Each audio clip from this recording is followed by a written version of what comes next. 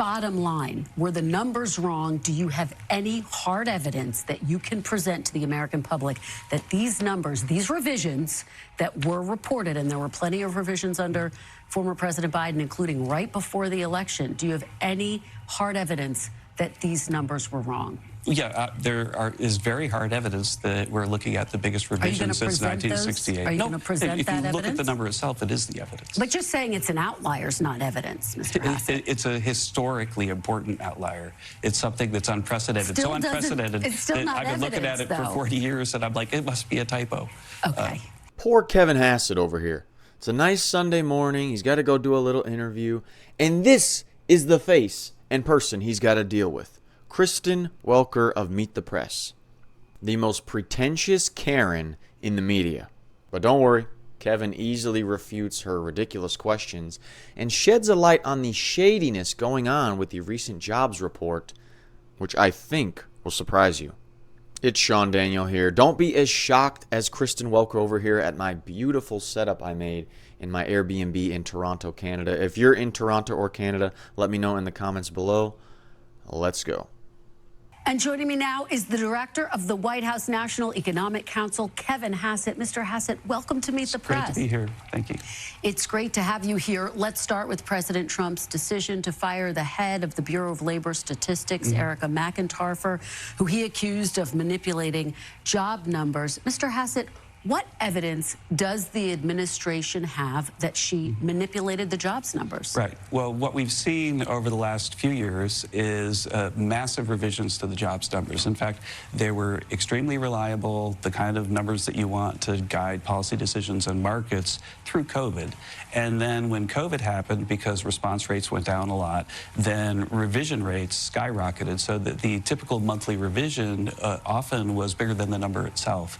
And now we had a number that just came out. The actual number for the month wasn't so bad, but the 2 months before were revised down by more than had ever happened since 1968.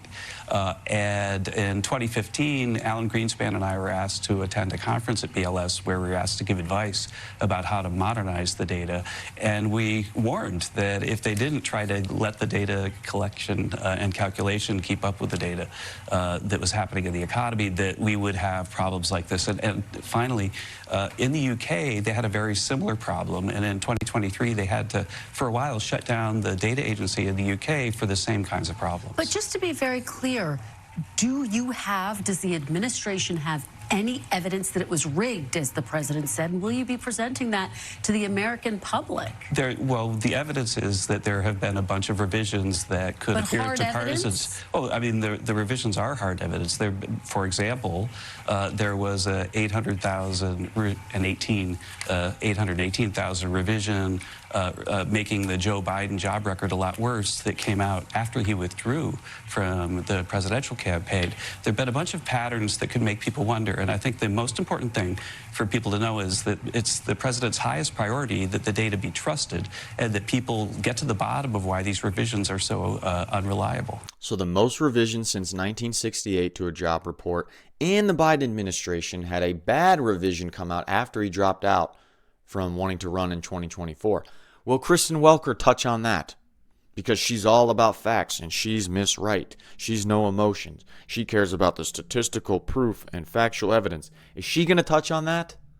Well, let me ask you about what William Beach, he was the last commissioner of the Bureau of Labor Statistics. He was appointed by President Trump.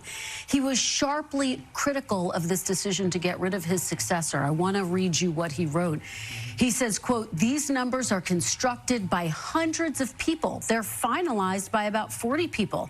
These 40 people are very professional people who've served under Republicans and Democrats, and the commissioner does not see these numbers until the Wednesday prior to the release on Friday. By that time, the numbers are completely set into the IT system. They've been programmed. They are simply reported to the commissioner so the commissioner can on Thursday brief the president's economic team. The commissioner doesn't have any hand or any influence or any way of even knowing the data until they're completely done. Isn't this the very definition of shooting the messenger? No, absolutely not. I mean, the bottom line is that there were people involved in creating these numbers. And if I were running the BLS and I had a number that was a huge politically important revision, the biggest since 1968, actually revisions should be smaller, right, because computers are better and so on, then I would have a really long report explaining exactly what happened. And we didn't get that. We didn't get that. And so right now, people, Goldman Sachs, people on Wall Street are wondering, where did these revisions come from and why do they keep happening? And what we need is a fresh set of eyes over at the BLS. And there are great career staffers. One of the top BLS staffers is actually working in the White House to help us understand the jobs numbers. When I saw the jobs revisions, I literally called up that person and said, I think there's a typo. Because I've been following these numbers all the way back when I worked with Alan Greenspan for something like 40 years, and I've never seen revisions like this. But just to be very clear, I mean, there are 40 people put these numbers together. Is the president planning to fire all 40 people involved in putting these numbers together? We're going to try to get the numbers so that they're transparent and reliable. President Trump himself was happy to accept the jobs numbers issued under McIntyre's leadership when the numbers were good. Take a listen to what he said in the past. The numbers were much better, as you know, than projected by the media. In 3 months, we have created 350,000 jobs. Think of that. A lot of jobs are being created. That's what happened this morning. We saw the jobs. So is the president prepared to fire anyone who reports data that he disagrees with? No, absolutely not. The president wants his own people there so that when we see the numbers, they're more transparent and more reliable. And if there are big changes and big revisions, we expect more big revisions for the jobs data in September, for example, then we want to know why. We want people to explain it to us. Her question's not ridiculous. Finally, Trump has a bad jobs report come out or not as good as he wanted, and he fires somebody. Her question's not ridiculous, but she will not touch on the obvious fact of what Kevin Hassett said. If there's a massive, massive revision, the biggest in almost 60 years, can you guys explain why? Why was there no explanation given? That makes sense, right? But will she concede even that statement being logical? Of course not. Can you imagine? All right, but bottom line, were the numbers wrong? Do you have any hard evidence that you can present to the American public that these numbers, these revisions that were reported, and there were plenty of revisions under former President Biden, including right before the election, do you have any hard evidence that these numbers were wrong? Yeah, there is very hard evidence that we're looking at the biggest revision since 1968. Are you going to present that evidence? If you look at the number itself, it is the evidence. But just saying it's an outlier is not evidence, Mr. Hassett. It's a historically important outlier. It's something that's unprecedented. So unprecedented that I've been looking at it for 40 years, and I'm like, it must be a typo. Okay. All right. Can you imagine being married to Kristen Welker, and you're having an argument, and you're talking about something serious, how you're feeling, what goes on between you, and she's like, is there any hard evidence of exactly the statement I said to you that has made you feel exactly this way? Please show it to me line by line, word for word, with her pretentious tone. Can you imagine that? Oh, come on. Look at that look on her face. Could you deal with that? I couldn't. Let's move on to tariffs, the other big news of this week. Are the tariff rates locked in, or are they still up for negotiation? I think we have 8 deals that cover about 55% of the world GDP with our biggest trading partners, the EU and Japan and Korea and so on. And I expect that those matters are more or less locked in, although there'll have to be some dancing around the edges about exactly what we mean when we do this or that. For the deals that aren't ready yet, they're going to get the reciprocal rates soon, and then we would expect that there might continue to be negotiations with those countries. But for those 8 deals that you say are deals that are announced, you're saying more or less, are they locked in? Yeah, I mean, the president will decide what the president decides, but the president likes those deals, the Europeans like those deals, and they're absolutely historically wonderful deals. Think about it. We've got Europe agreeing to open their markets to our products, so our farmers, our small businessmen can sell stuff in Europe like they never could before, and they're letting us charge a 50% tariff, which is going to raise maybe about $100 billion a year. And I think people are curious because they remember that back in April when President Trump first announced these tariffs, he then backtracked when the bond market was spooked. Could a market reaction prompt President Trump to change these tariff rates again? The markets have seen what we're doing and celebrated them, and so I don't see how that would happen.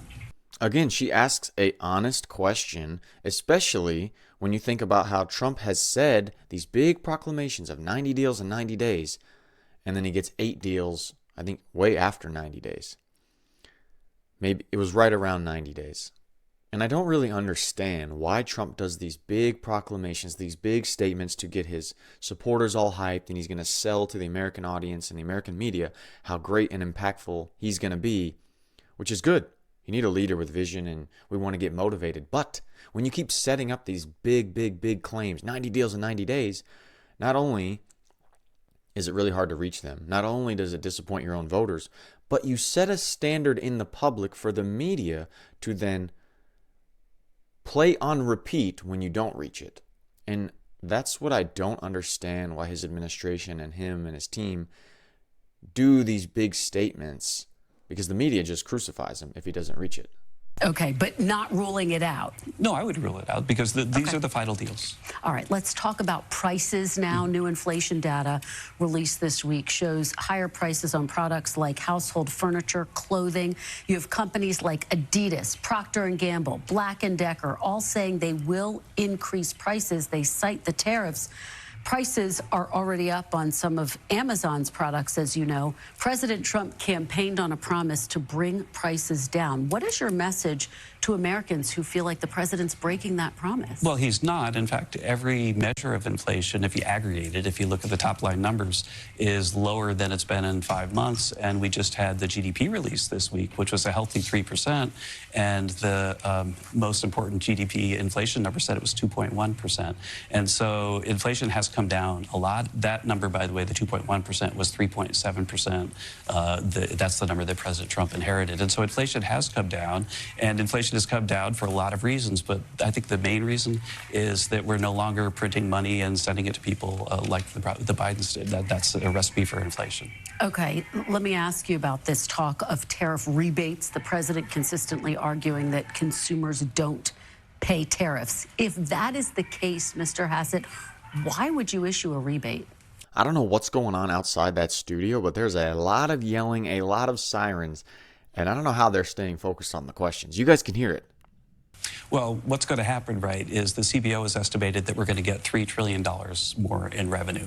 And so what Congress is going to do when they see all that revenue is they're going to decide what are we going to do with it. They could use it all to reduce the debt, or they could give some of it back to consumers. And the president looks forward to working with Congress in the second half of the year to decide on what the best way to use that money is. In fact, we think that the CBO estimate of $3 trillion is now pretty low given the new deals that we've had. What do you think Congress should do? Rebates or work to pay down the debt? Because you have, for example, some Republican senators, Senator Rick Scott, we ought to do everything we can to give money back to the American public, but we've got to first balance our budget. Well, I think that there are a lot of people that think that balancing the budget is a top priority for the economy right now, but we're also mindful of the fact that there's a legislative process where people dicker over the details, and so I'm not sure. I can't predict right now which way it's going to end up. There's been a lot of focus on Fed Chair Jerome Powell. Obviously, President Trump really pressuring him to lower interest rates, which he did not do. So the question becomes, who will replace him once his term ends? If President Trump taps you to be the next Fed chair, will you accept? Do you want to be? I've been working with the president for about 8 years, and as one of his closest economic advisors, of course, we've talked about the Federal Reserve. Right now, he's set up an active search with Secretary Bessent, and they're going to go through a list of names, and I'm sure the president will pick the best available person. Well, if that's you, will you say yes? We'll have to see if he chooses me, but I think that I have the best job in the world, and I'm really well placed at the National Economic Council. In general, should a Fed chair take direction from the Oval Office or from the economic conditions? I think that a Fed chair should listen to all the voices, especially their critics, to try to think about what am I getting right, what am I getting wrong. The Fed chair also has a transparency responsibility, which I think that Jay has fallen down on a little bit, that if you're going to come out and say, for example, that you think that tariffs are going to cause inflation, inflation, then for goodness sake, you should put out a model that explains how much inflation and why you think that way, because there are others that disagree. Have a lively academic debate. And if you're going to actually put your finger on the scale of tariffs cause inflation, then you need to explain why. I don't think that the Fed or the BLS should be a black box. I think it should be transparent. All right. And maybe the Federal Reserve should explain why it has interest rates almost at 2 times the interest rates that the EU has. I thought we were the big bad economy. I thought we were the strongest GDP in the world. Why is our interest rates 2 times that of Europe? Almost. Europe has 2.15, 2.5. We have about 4 to 4.5% interest rates. And they won't change them. Why? Before I let you go, President Trump has now been in office for more than 6 months. Is this now the Trump economy? Yeah, I mean, there is definitely a lot of policy yet to happen. We've just passed the big, beautiful bill. It's going into effect in July, and it's going to have a massive impact on the economy. There are residual problems that we've inherited, in part the runaway spending from the previous term. And so whose economy is it is more of a political question than an economist question. Well, but you just touted all the benefits that you see at this with point. The eye on the horizon. Does the president own the economy at this point? He's been in office for 6 months. With the eye on the horizon, the economic outlook is huge. It's great. We've got the big, beautiful bill. We've got AI increasing productivity. We've got everything, and we've got all the tariff revenue coming in. So we have every confidence that the economy is headed way, way up from here. All right. Kevin Hassett, thank you so much for being here. It's great to be here. What type of question is that? Well, is it now officially the Trump economy, so I can have this standard that you set on public TV, so anytime the economy doesn't do perfect, I can criticize you like crazy? She is one of the worst, but yet one of the best if you're looking for someone to hire to do exactly what you want in a big influential position like the Meet the Press host. She kind of fits that description, and I bet you if she loses her job at this one, she can get another one right away at a big show. It's amazing that these companies hire someone like her who will come across that pretentious, that fake, and they will have her be their main spokesperson on one of their most important shows. Thank you so much for watching. It's Sean Daniel here. If you want to see another liberal Karen get super humbled by Master Lee Zeldin over here, who tells her, do not put words in my mouth. Stop lying. Stop using fake images on CNN. Check out this video right here. Just filmed it just now from Toronto, Canada here. And I'll see you there.